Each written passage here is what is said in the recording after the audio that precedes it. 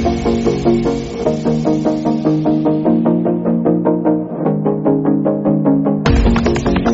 दोस्तों, HD Prince में आपका फिर से एक बार स्वागत है।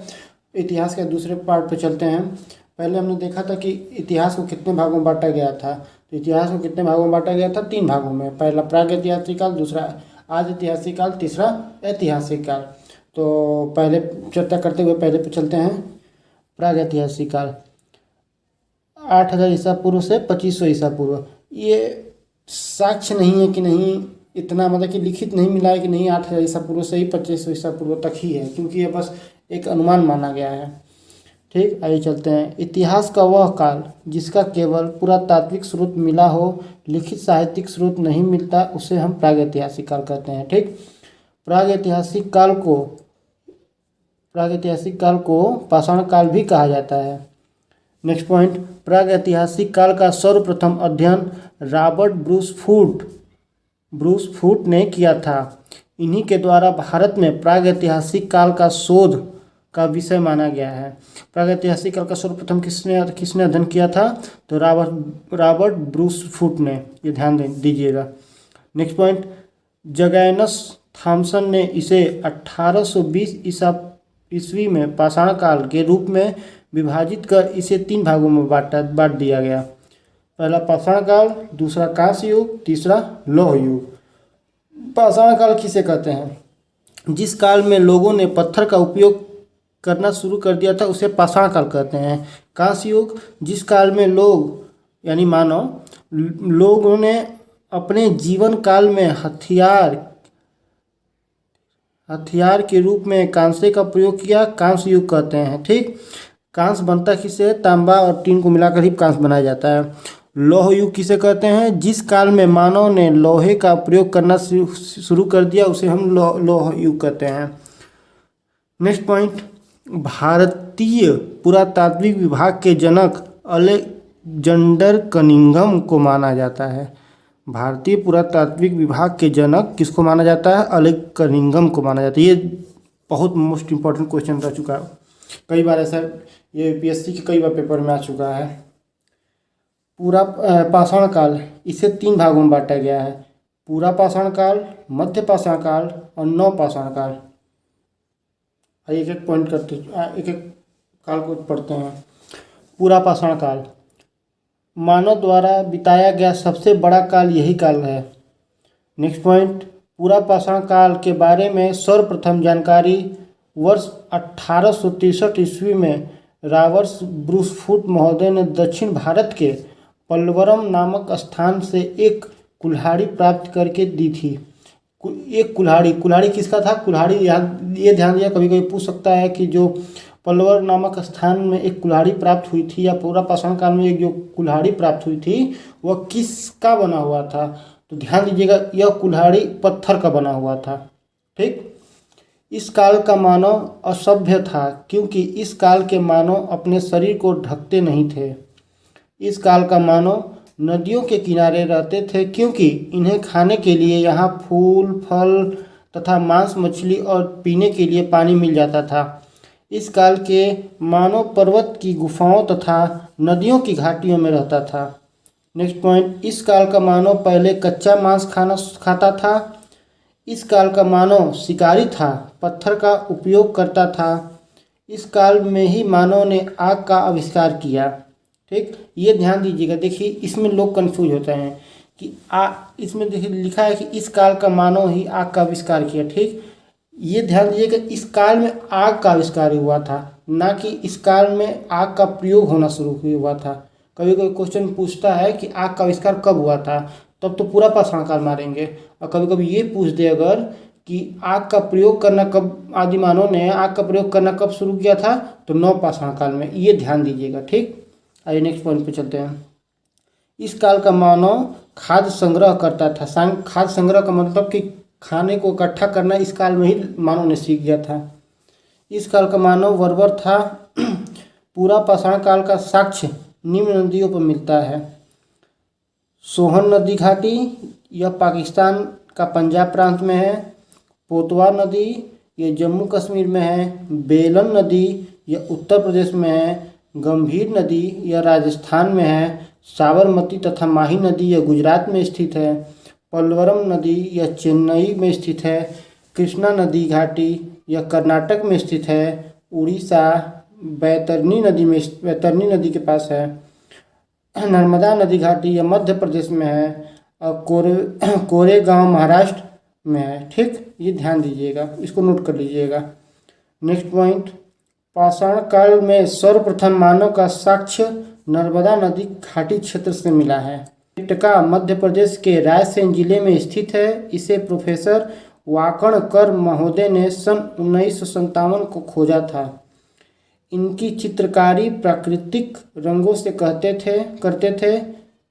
ठीक, प्रोफेसर विष्णुधर वाकणकर महोदय इनका पूरा नाम है। कभी कभी पूरा नाम भी पूछ सकता है कि प्रोफेसर वाकणकर महोदय का क्या नाम था, तो प्रोफेसर विष्णुधर वाकणकर महोदय। ठीक, अरे नेक्स्ट पॉइंट पे चलते हैं। प्रमुख स्थल और साक्ष्य, मतलब कौन सा साक्ष्य किस स्थल पे मिला है। ठीक, स्थल का नाम सोहन नदी घाट। पहले एक तरफ लाइन में स्थल बना लेंगे, एक तरफ साक्ष्य बना लेंगे, या फिर एक तरफ साक्ष्य बना लेंगे, या फिर एक तरफ स्थल का नाम बना लेंगे, कोई भी बना सकते हैं। ठीक है, तो चापर और चापिंग उपकरण कहाँ मिला है, सोहन नदी घाटी पे। मानव की खोपड़ी कहाँ मिली है, तो हथनौरा, यह नर्मदा नदी के तट पे है। ठीक, पाषाणकालीन चित्रकारी का प्रथम साक्ष्य भीमबेटका नर्मदा नदी पे स्थित है। मातृ देवी की प्रतिमा जो हड्डी की बनी थी, जो मातृ देवी की प्रतिमा जो प्राप्त हुआ है वेलन नदी घाटी से, वह हड्डी की बनी हुई थी। ठीक, बस्तियों का साक्ष्य कोरेगांव महाराष्ट्र से मिला है। हैंड एक्स यानी कुल्हाड़ी पल्वरम मद्रास से मिला है। ठीक है, आइए चलते हैं पॉइंट पे। मातृ देवी की प्रतिमा हड्डी की बनी प्रयागराज के लोहदानाला स्थान से मिली है। कहाँ मिली है ये मातृ देवी की प्रतिमा, प्रयागराज, जो पहले इलाहाबाद रहा करता था, वो प्रयागराज के लोहदानाला स्थान पे मिलती है। नेक्स्ट पॉइंट, मातृ देवी की प्रतिमा के मुख्य खोजकर्ता इलाहाबाद विश्वविद्यालय के स्कॉलर रहे, यानी HOD बोलते हैं, इतिहास विभाग के प्रोफेसर GR शर्मा के द्वारा खोजा गया था। यह मातृ देवी की प्रतिमा किसके द्वारा खोजा गया था, तो इलाहाबाद विश्वविद्यालय के HOD रह चुके प्रोफेसर GR शर्मा के द्वारा खोजा गया था। नेक्स्ट पॉइंट, इस प्रतिमा को कौशाम्बी म्यूजियम में रखा गया है। इस प्रतिमा को कहाँ रखा गया, यानी मातृ देवी की प्रतिमा को हम कहाँ रखा गया है, तो कौशाम्बी म्यूजियम में रखा गया है। कारेगांव महाराष्ट्र से कुल्हाड़ी का साक्ष्य सन 1863 में रावर्स ब्रूस फूट महोदय को मिला, जो कि पत्थर की बनी हुई थी। हमने पहले बताया था ये कुल्हाड़ी किसकी बनी हुई थी, तो पत्थर की बनी हुई थी। पूरा पाषाण काल के तीसरी प्रकार में उच्च पाषाण काल में मानव चमक पूरा पाषाण काल में तीसरी प्रकार में यानी उच्च पाषाण काल में मानव चकमक उद्योग उपकरणों यानी पत्थर से बने उपकरणों को घिसना वाला जो होता है, पत्थर से जो घिसना होता है, पत्थर को पत्थर से घिसना, उसी को चकमक उद्योग कहते हैं, उपकरण बनाना शुरू कर दिया था। आधुनिक मानव का आगमन उच्च पाषाण काल में हुआ तथा इसका वैज्ञानिक नाम होमो सेपियंस रखा गया। ये पूछता है कि आधुनिक मानव का नाम क्या रखा गया, तो होमो सेपियंस। ये इंपॉर्टेंट क्वेश्चन आ चुका है दोस्तों आपके। आइए प्रागैतिहासिक काल के दूसरे पॉइंट पे चलते हैं। इसको मध्य पाषाण काल। ठीक, 1857 ईस्वी में CL कार्लाइल महोदय द्वारा सर्वप्रथम मध्य पाषाण काल के बारे में जानकारी दी गई थी। इस काल के उपकरण छोटे छोटे पत्थर से बने होते थे। नेक्स्ट पॉइंट, इस काल का लघु पाषाण काल के नाम से भी जाना जाता था। ये लघु पाषाण काल की इसलिए जाना जाता था कि इसमें जो मिलते थे साक्ष्य मिले थे, उसको छोटे छोटे पत्थरों से बने उपकरण मिलते थे, इसीलिए इसको लघु पाषाण काल कहा गया है। ठीक है, इस काल को लघु पाषाण काल कहा गया है। नेक्स्ट पॉइंट, मानव का जीवन काल पूरा पाषाण काल की अपेक्षा अलग था। मानव का अब गाय, बैल, भेड़, भैंसे, बकरी इत्यादि का शिकार भी करने लगा था। मध्य पाषाण काल में मानव अब गाय, बैल, भैंस ये सभी के शिकार करना शुरू कर दिया था, और जो पूरा पाषाण काल था उसमें अभी कुछ शिकार नहीं करता था। ठीक है। इस काल का मानव समाधान पद्धति को जानता था। इस काल का मानव समाधान पद्धति को जानता था। समाधान पद्धति किसे कहते हैं? तो मृत मानव को दफनाना, यानी इसमें मानव जो मृत हो जाती थी शरीरें, उसको दफनाना शुरू कर दिया था मध्य पाषाण काल से। इस काल का मानव लोकोत्तर जीवन में विश्वास रखता था। ठीक है। आइए चलते हैं नेक्स्ट पॉइंट पे, नेक्स्ट हेडिंग पे चलते हैं। प्रमुख स्थल और साक्ष्य। एक तरफ स्थल का बना लेंगे, एक तरफ साक्ष्य बना लेंगे कि कौन सा साक्ष्य किस स्थल पे हमको प्राप्त हुआ है। तो जंगली और पालतू दोनों प्रकार की जानवरों की अस्थियां इस काल का सबसे बड़ा स्थल है। ठीक है, ये ध्यान रखिएगा। बागौर कोठारी नदी राजस्थान में है। तो कोठारी नदी राजस्थान, यानी बागौर कोठारी नदी राजस्थान में क्या मिला है साक्ष्य में? तो जंगली और पालतू दोनों प्रकार के जानवरों की अस्थियां मिली हैं। यह काल का सबसे बड़ा स्थल है। ठीक। 14 मानव कंकाल लंगनांज गुजरात में है। ठीक, लंगनांज गुजरात में क्या मिला है? तो 14 मानव कंकाल की साक्ष्य मिले हैं हमें। स्तंभगर्त का साक्ष्य कहाँ मिला है? तो सरायनाहर राय यानी प्रतापगढ़ में। महदहा प्रतापगढ़ में क्या मिला है? तो हड्डियों के आभूषण हमें मिले हैं। दमदमा प्रतापगढ़ में क्या मिला है? तो 41 मानव सावधान हम बताए थे ना कि सावधान किसे कहते हैं? तो मृत मानव के दफनाने की प्रक्रिया को ही सावधान कहते हैं। तो 41 मानव का सावधान सबसे अधिक यहाँ मिला है? तो दमदमा प्रतापगढ़ में मिला है। चौपानी मांडो प्रयागराज मृत भांड मिला है वहाँ से। मोरहाना पहाड़ बदही खोर लेह खदिया मिर्जापुर चित्रकारिता मिला वहाँ से। टेरी समूह तमिलनाडु से क्या मिला है? तो वेधनी और खुरचनी नामक उपकरण मिले हैं। जम्बू द्वीप यानी पंचमढ़ी मध्य प्रदेश से क्या मिला है? तो सूक्ष्म पाषाण काल उद्योग मिला है। सूक्ष्म पाषाण उद्योग मिला है। ठीक है, आइए नेक्स्ट चलते हैं। आइए नेक्स्ट पॉइंट पे। बागौर की खुदाई बीएन मिश्र ने 1967 ईस्वी से 1970 ईस्वी तक खुदाई की थी। महदहा से मृग श्रृंगार के छल्लों से बनी माला या आभूषण या साक्ष्य मिला है। मृग सिंह मतलब मृग में क्या होता है? तो हिरण के सिंहों के आभूषण और छल्ले होते हैं उसके मिले हैं। ठीक है, आइए नेक्स्ट आगे चलते हैं। तो नेक्स्ट काल प्रागैतिहासिक काल, नेक्स्ट काल नवपाषाण काल। ठीक है, इसमें पॉइंट टू पॉइंट पढ़ेंगे। नवपाषाण काल की जानकारी सर्वप्रथम जॉन लुबान महोदय ने अपनी पुस्तक प्री हिस्टोरिक टाइम्स में सन 1865 में दी थी।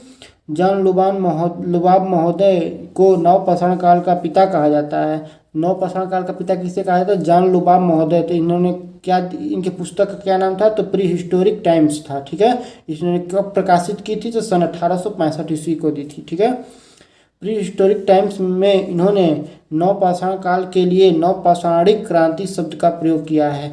तो हिस्टोरिक टाइम्स में इन्होंने नवपाषाण काल को किस नाम से संबोधित किया है? तो नवपाषाणिक क्रांति शब्द का प्रयोग किया है। ठीक है, इस काल की प्रमुख विशेषताएं, नवपाषाण काल की प्रमुख विशेषताएं। इस काल में ही मानव ने अग्नि का प्रयोग करना शुरू किया, जिससे कि वह मांस को भून कर खाने लगा। देखिए हम यही चीज़ बता रहे थे, पहले क्या लिखा था पाषाण काल में कि इस काल में मानव ने आग का आविष्कार कर लिया।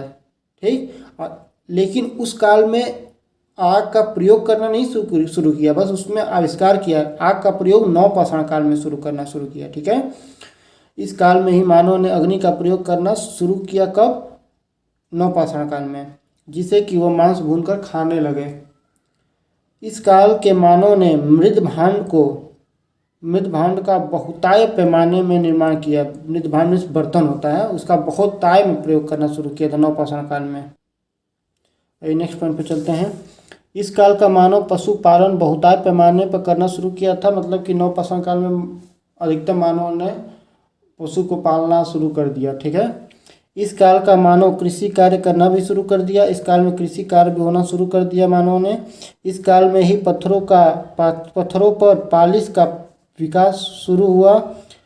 इस काल में ही पहियों का प्रयोग करना शुरू किया। देखिए ये बहुत बार पूछ चुका है, अनेकों बार। ग्रुप डी, मतलब कि कोई भी ग्रुप डी के पेपर होते हैं, ग्रुप सी यानी पुलिस में या फिर अदरवाइज कोई भी पेपर होता है, इस मतलब कि बहुत बार ये क्वेश्चन रिपीटेड क्वेश्चन है ये कि पहिए का आविष्कार कब हुआ।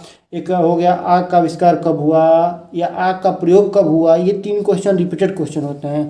तो नवपाषाण काल में ही पहिए का आविष्कार भी हुआ, नवपाषाण काल में ही आग का प्रयोग होना शुरू हुआ, लेकिन आग का आविष्कार पाषाण काल में हुआ।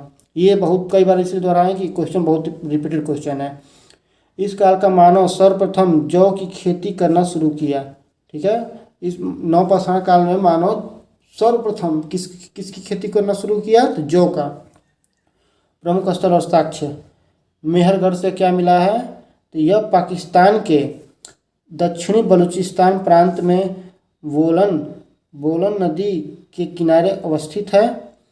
इस स्थल की खोज जेम्स फ्रांसोया नामक फ्रांसीसी पुरातात्विक ने की थी। यहाँ से गेहूं जौ कपास की खेती का साक्ष्य मिलता है। कहाँ से गेहूं जौ कपास की खेती का साक्ष्य मिलता है, तो मेहरगढ़, पाकिस्तान के दक्षिणी बलूचिस्तान में। ये बलूचिस्तान जब आज़ादी से पहले बलूचिस्तान एक अलग देश था, लेकिन आज़ादी जब विभाजन हो गया, आज़ादी के बाद 1947 के बाद जब विभाजन कर दिया गया, तो इसको पाकिस्तान में ही मिला दिया गया। ठीक है। यहाँ कपास की खेती का यह विश्व का प्राचीन साक्ष्य है। कपास की खेती का बलूचिस्तान विश्व का सबसे प्राचीन साक्ष्य है। इस क्षेत्र में गेहूं अत्यधिक मात्रा में होता था, इसलिए इस क्षेत्र को रोटी की टोकरी भी कहा जाता था। ये ध्यान दीजिए कि रोटी, कभी बहुत बार ये भी रिपीटेड क्वेश्चन है कि रोटी की टोकरी किसको कहा गया है, तो दक्षिणी बलूचिस्तान को रोटी की खेती कहा गया। क्यों? क्योंकि इस क्षेत्र में गेहूं अत्यधिक मात्रा में होता था। बुर्जहों, यह जम्मू कश्मीर संघ क्षेत्र में स्थित है। इसकी खोज डी टेरा एवं पीटरसन महोदय ने सन 1935 ईस्वी में की थी। इसकी खोज डी टेरा एवं पीटरसन महोदय ने सन 1935 ईस्वी में की थी।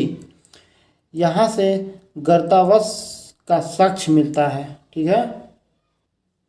नेक्स्ट पॉइंट पे, यहाँ से मालिक के साथ साथ कुत्ते को दफनाने जाने का साक्ष्य भी मिलता है।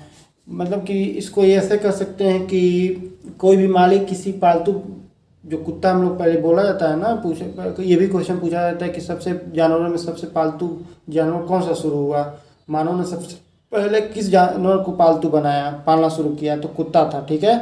तो मालिक के साथ साथ इस मालिक का किसी कारण मृत्यु, भाई जो जीवित है तो उसको मृत्यु तो निश्चित है। ठीक है।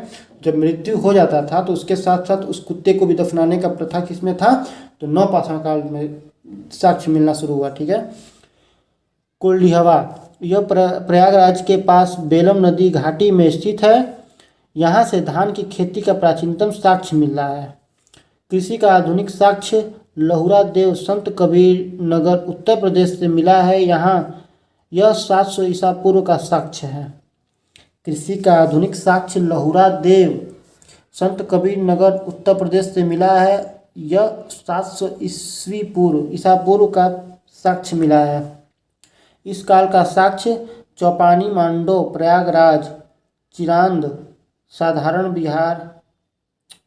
इस काल का साक्ष्य चौपानी मांडो प्रयागराज चिरांद सारण बिहार और कुचाई मयूरभंज उड़ीसा से मिला है। ठीक है। ये हमारा इतिहास का दूसरा पार्ट था दोस्तों, और इसी तरह एक सीरियल वाइज से हम इतिहास को पढ़ेंगे और इस हिसाब से पढ़ेंगे इतिहास को कि आने वाले जितने भी आगामी परीक्षाएं हैं, मतलब कि ये नहीं कि नहीं ये पुलिस के लिए है तो ये यूपी टेट के लिए है तो या फिर ये सिविल के लिए, नहीं, यह ग्रुप ए से ग्रुप डी के लिए तक है। जितनी भी भर्तियां आती हैं, जितनी भी, मतलब कि 0 से 0 तक है, नीचे से एक शिखर तक इस क्वेश्चन मतलब इतिहास को पढ़ाया जाएगा। इसी तरह आप इसको अगर अच्छा लगे तो लाइक कीजिए, शेयर कीजिए, सब्सक्राइब कीजिए और दोस्तों को बताइए कि नहीं कैसा लगा। ठीक है, ओके सर, ओके दोस्तों, धन्यवाद, थैंक्स।